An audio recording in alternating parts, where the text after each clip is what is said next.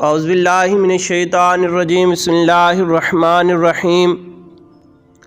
حضور نبی رحمت آقا نعمت تاجدار انبیاء جناب حضرت محمد مصطفیٰ صلی اللہ علیہ وآلہ وبارک وسلم نے ارشاد فرمایا کہ معراج والی رات رب ذوالجلال نے ارشاد فرمایا کہ اے میرے محبوب، پتہ ہے کہ جنت کن لوگوں کی مشتاق ہے؟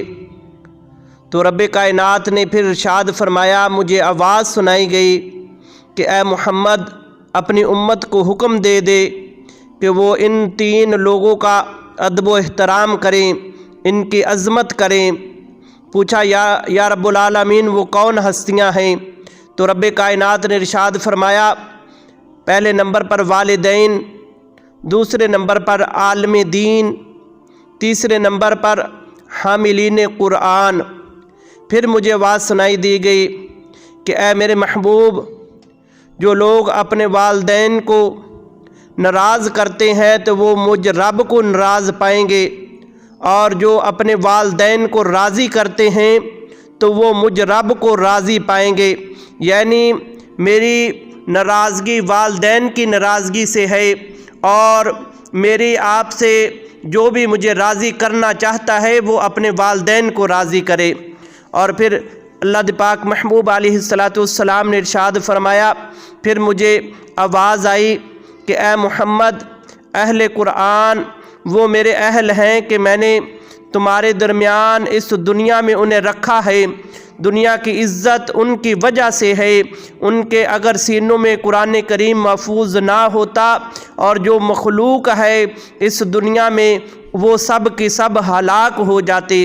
پھر اللہ کے پاک محبوب علیہ السلام نے ارشاد فرمایا کہ اے محمد، میرے حاملین قرآن کو نہ عذاب دیا جائے گا، نہ ہی انہیں قیامت والے دن کوئی حساب و کتاب لیا جائے گا، انہیں بغیر حساب و کتاب جنت عطا فرما دی جائے گی۔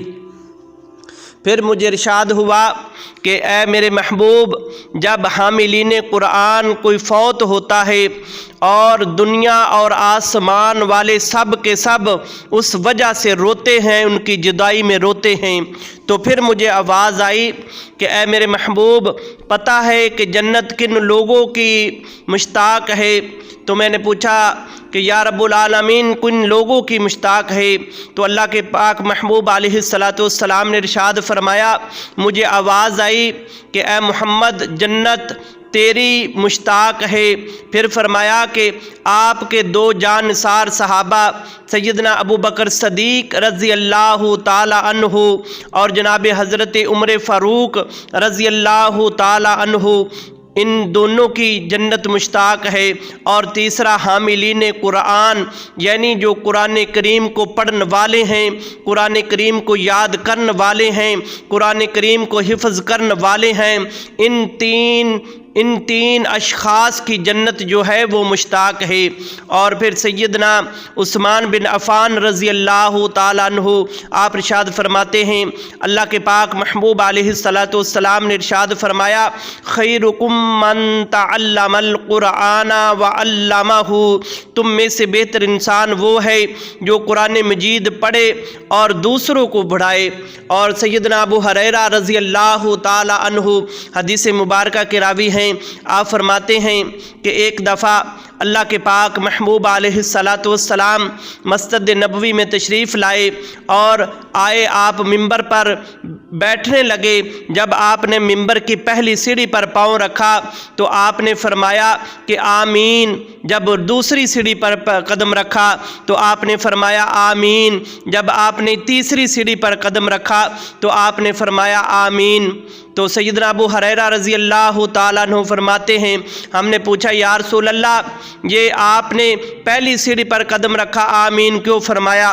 تو اللہ کے پاک محبوب علیہ السلام نے ارشاد فرمایا کہ اے ابو ہریرہ، جب میں نے پہلی سیڑھی پر پاؤں رکھا تو سیدنا جبریل امین میرے پاس آئے اور آ کے کہا کہ یا رسول اللہ، ہلاک ہو جائے وہ شخص جس کے سامنے تیرا نام نامی اسم گرامی لیا جائے تو وہ تیری ذات کے اوپر درود و سلام نہ پڑے۔ میں نے کہا آمین۔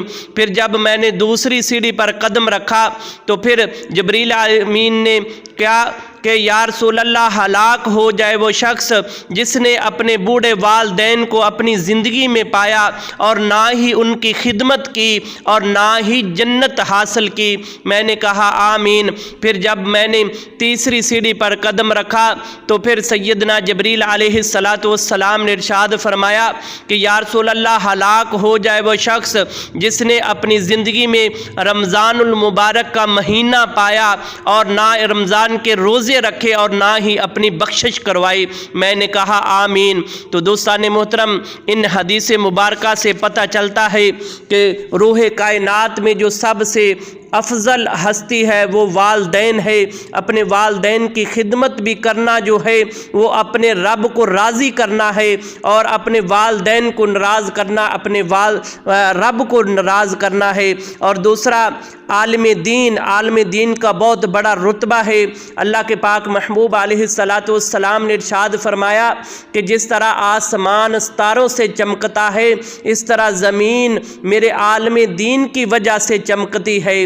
اور پھر حافظ قرآن کا بہت بڑا رتبہ ہے، بہت بڑا مقام ہے کہ جس طرح اللہ کے پاک محبوب علیہ السلام نے ارشاد فرمایا کہ حافظ قرآن کو اللہ تبارک و تعالی کل قیامت والے دن اذن دے گا کہ جا میرے اذن سے 10 ایسے اپنے لوگوں کو، اپنے رشتہ داروں کو، اپنے عزیز و اقارب کو 10 ایسے لوگوں کو جہنم سے نکال کر جنت میں لے جا جن کے اوپر جہنم واجب ہو گئی ہے۔ تو دوستان محترم، ان حدیث مبارکہ سے پتہ چلتا ہے کہ یہ اللہ تبارک و تعالیٰ کی نیک ہستیاں ہیں روح کائنات کے اوپر، والدین، عالم دین اور حاملین قرآن۔ دوستان محترم، ہماری ویڈیو اچھی لگے تو شیئر کرنا اور ہمارے چینل کو سبسکرائب کرنا۔